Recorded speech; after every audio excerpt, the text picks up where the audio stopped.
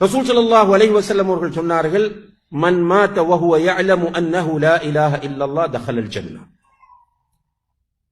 யார் ஒருவர் லா இலாஹ இல்லல்லாஹ் என்ற கலிமாவின் பொருளை விளங்கிய நிலையில் மௌத்தாகிறாரோ அவர் சுவர்க்கம் செல்லுவார். இன்னும் ஒரு ரிவாயத்திலே சொன்னார்கள், மன் லகியல்லாஹ லா யுஷ்ரிக் பிஹி ஷைஅன் தஹலல் ஜன்னah. யார் அல்லாஹ்வுக்கு இணை வைக்காத நிலையில் மௌத்தாகிறாரோ அவர் சுவர்க்கம் செல்லுவார். இந்த நேரத்தில் சஹாபாக்கள் கேட்கிறார்கள், வ இன் ஸனா வ ஸரக,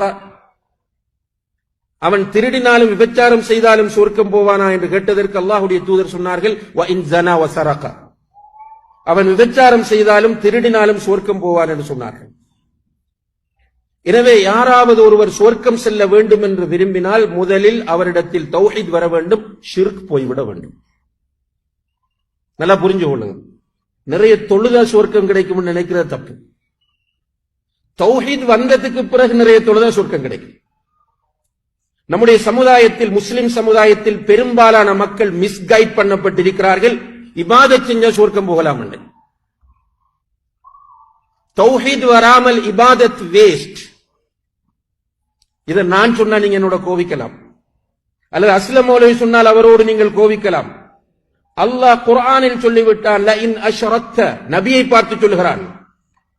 இறுதி தூதர் புகழ்ந்து சொன்ன அல்லாஹ் நபியை பார்த்து பல கோணங்களில் புகழ்ந்து சொன்ன அல்லாஹ் சொல்கிறான், ல இன் அஷ்ரக்த, நபியை நீர் ஷிர்க் செய்து விட்டாலும் ல யஹ்பதன்ன அமலுக், நிச்சயமாக உன்னுடைய அமல்கள் அனைத்தும், உன்னுடைய இபாதத்துக்கள் அனைத்தும் வேஸ்ட் ஆகிவிடும் என்று சொல்கிறார். நபிக்கே இந்த நிலை என்றால் நம்முடைய நிலை என்ன?